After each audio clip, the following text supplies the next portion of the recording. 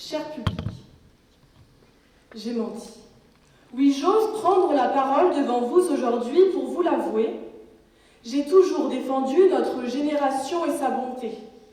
J'ai toujours clamé que la solidarité était plus que présente aujourd'hui dans nos sociétés. Mais la vérité, c'est que je suis fâchée. J'ai beau y avoir réfléchi, tourner le problème dans tous les sens. Je ne la trouve pas. Où est-elle, cette solidarité?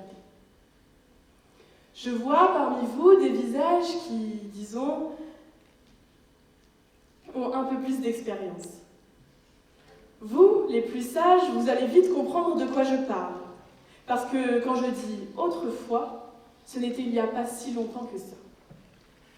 C'était cette époque où la solidarité animait les villages, où tout le monde se connaissait, où l'on s'entraidait sans même se poser la question.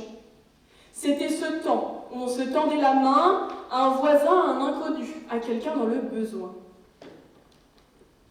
Un temps où on partageait son pain, veillait sur les enfants des autres comme sur les siens, et l'on faisait tout ça, non pas parce qu'on était obligé, mais parce que c'était naturel.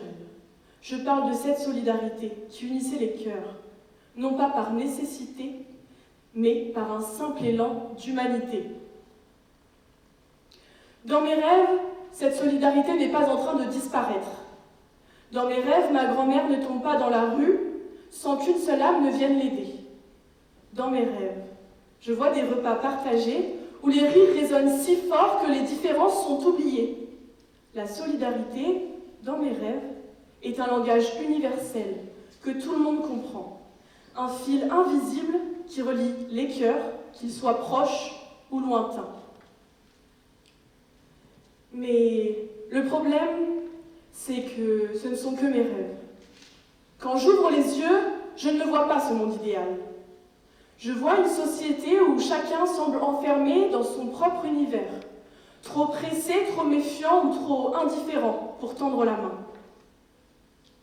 À la place, je vois des visages rivés sur leurs écrans avec des écouteurs enfoncés dans les oreilles.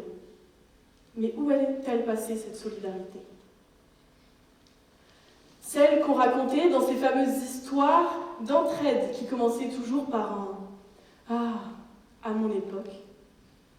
Nous avons toujours dit aux enfants de devenir plus tard comme les grands. Mais franchement, si devenir grand signifie voter des lois absurdes pour protéger ses propres intérêts, alors, moi, je préfère garder mon âme d'enfant. Une âme d'enfant qui me dit d'aider les plus petits comme les plus grands, les noirs comme les blancs et les plus pauvres comme ceux qui ont déjà trop d'argent. Car au fond, pourquoi nous battons-nous? Pourquoi cherchons-nous à nous diviser lorsque nous avons finalement tous le même but en commun, être libres et aimés par quelqu'un? Mesdames, messieurs, au final, je crois qu'elle est toujours là, cette solidarité d'autrefois. Elle, je vais parler d'elle. Elle a traversé les siècles, elle a vu passer des générations, et un jour, elle a été ravagée par les flammes. Vous la connaissez tous. Quand elle s'est effondrée, un silence a envahi le monde. Un silence lourd, brisé soudain par une vague immense, une vague de solidarité. En quelques heures, des dons ont afflué des 4 coins du globe, des centaines de millions d'euros pour rebâtir Notre-Dame de Paris. Aujourd'hui, elle est plus belle qu'elle ne l'a jamais été. Mais cet élan, cette mobilisation relève quelque chose de profond. Elle nous prouve que la solidarité n'a pas disparu. Elle s'est transformée. Elle n'est plus toujours visible dans les rues ou dans les villages comme autrefois. Non, elle s'adapte, elle emprunte de nouveaux chemins. Un jour, alors que je scrollais sur mon téléphone, étonnant, me direz-vous, j'ai fait une découverte. Je suis tombée sur une histoire qui m'a interpellée. Une influenceuse avait mobilisé ses abonnés pour créer un refuge, un endroit où les sans-abri pouvaient se réchauffer avec leurs animaux lors d'un hiver les moins chauds. Et c'est là que j'ai compris. J'ai compris que la solidarité n'avait jamais disparu. mais que je ne regardais tout simplement pas au bon endroit. Elle était là, discrète, cachée dans des gestes modernes et dans des initiatives nouvelles. Nous pensons parfois que tout est parti en cacahuète, que le monde s'écroule, que plus rien ne tient debout. J'étais la première à être tellement obnubilée par tout ce qu'il y avait de mal que je ne voyais pas tout le bien qui m'entourait. Alors, j'ai laissé mes yeux ouverts et j'ai vu. Regardez autour de vous. Notre génération, souvent critiquée, grandit dans un monde cabossé. Elle lutte pour y survivre. Elle essaye, maladroitement peut-être, mais avec le cœur, de l'améliorer.